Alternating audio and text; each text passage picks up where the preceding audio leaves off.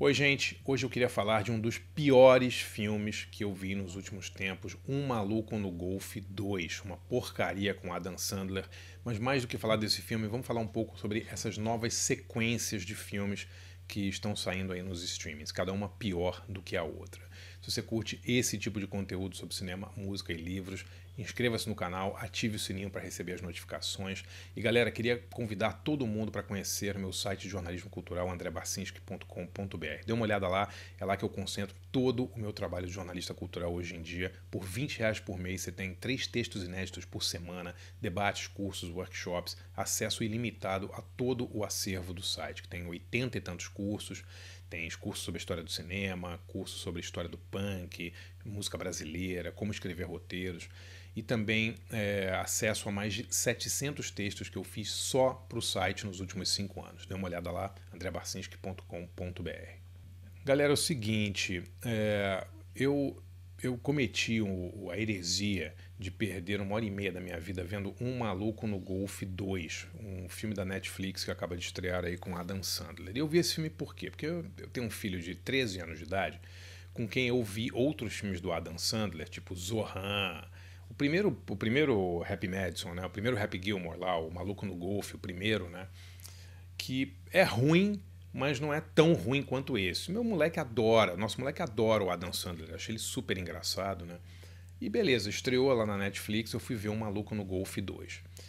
E assim,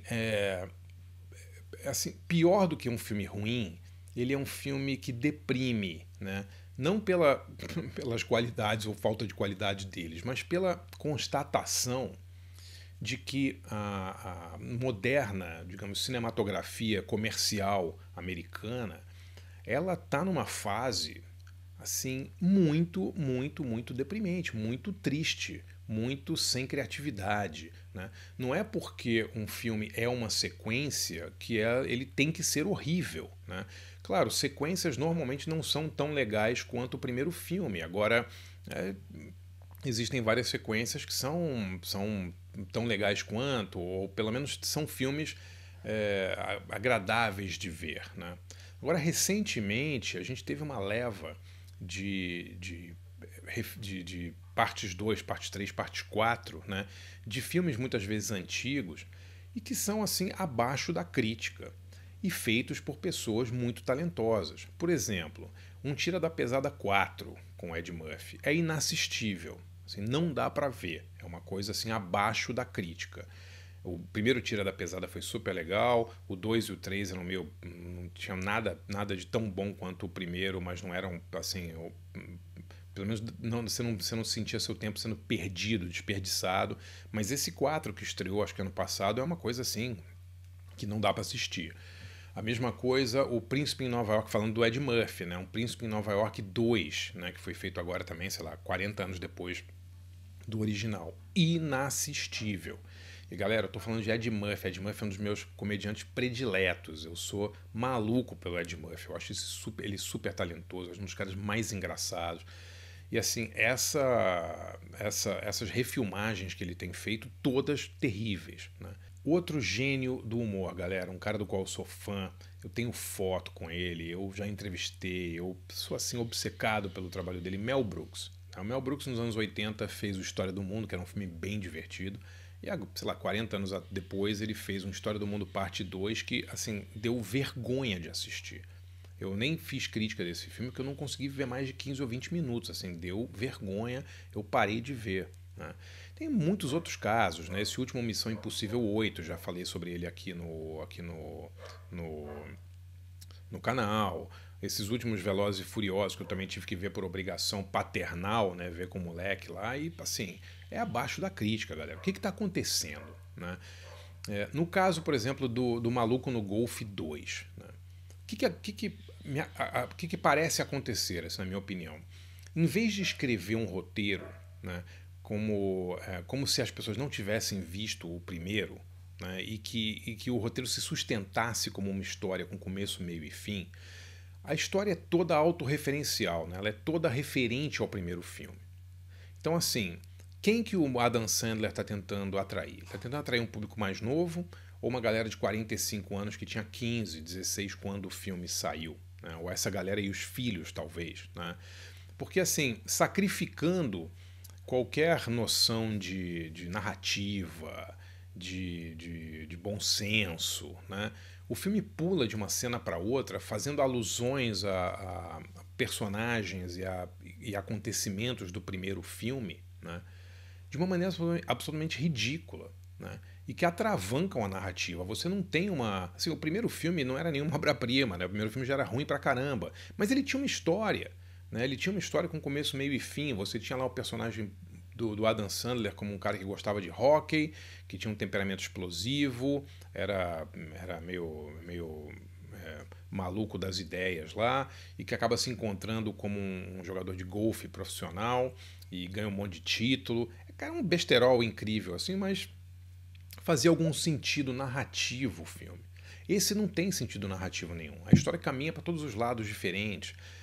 De vez em quando ele pesca lá um personagem ou uma alusão a um filme anterior, e aí ele dá um jeito muito mambembe, assim, né? Quando roteirista chama isso de roteirada, né? Você dá uma roteirada para poder, digamos, é como se fosse um atalho para você poder explicar melhor a história. Então, ele joga personagens antigos de uma maneira totalmente aleatória na história. Ele recicla piadas do filme original. Ele não tem nada de novo, ele não tem nada de humano, basicamente, né? O filme é como, digamos, os algoritmos hoje em dia, né? Eles são tentativas de ficar pescando a atenção dos espectadores, né? Então, assim, é muito triste você ver uma obra dessas, né? É muito triste você perceber que filmes atuais talvez nem possam mais ser considerados filmes. Eles são projetos, né? Eles são projetos de marketing quase, né? Projetos assim feitos em laboratório com o objetivo, em que cada cena tem um objetivo de pescar, de tentar atrair de alguma maneira a atenção do público, né? E é uma coisa assim que sacrifica bom senso, sacrifica narrativa, sacrifica roteiro, sacrifica diálogos, né? O filme tem cenas que eles interrompem a pouca narrativa que o filme tem para ficar fazendo alusões e piadas com o filme anterior. Então eles ressuscitam, por exemplo, o Nêmesis do personagem do Adam Sandler, né? Que é um golfista que perdeu para ele no primeiro filme, ficou maluco e foi para um manicômio. Pois bem, tem a clássica cena do manicômio em que eles vão lá e acham o cara 40 anos depois, 30 anos depois, ele continua internado no manicômio, aí tiram ele sai do manicômio, aí tem uma cena ridícula de uma briga dele com o Adam Sandler no cemitério, na sepultura da esposa do Adam Sandler. É um negócio assim... É indescritível, galera. É uma coisa indescritível. Assim, de novo, talvez eu nem consiga considerar isso um filme, de tão vagabundo que é, né? É uma coisa assim, feita nas coxas, que nem Missão Impossível 8 foi feito nas coxas, assim, com cenas que não dizem nada uma com a outra, diálogos absolutamente ridículos, né? E eu acho que, mesmo comédia pastelão com Adam Sandler, tem que ter diálogos bons, tem que ter cenas, sabe, que façam sentido, tem que ter uma estrutura narrativa, um arco dramático interessante. Não é porque é um filme de comédia pastelão, desbragado e tal, que você não precise ter uma narrativa interessante. Então, assim, é muito triste. Esses filmes todos, assim, eu não consegui ver nenhum dessas releituras, digamos assim, desses filmes antigos dos anos 80 e 90, atuais, que fosse minimamente decente. Um Maluco no Golfe 2, ele merece ser visto, estudado em escolas de cinema, como um exemplo de tudo que a gente não deveria fazer hoje em dia, né? Realmente é uma catástrofe.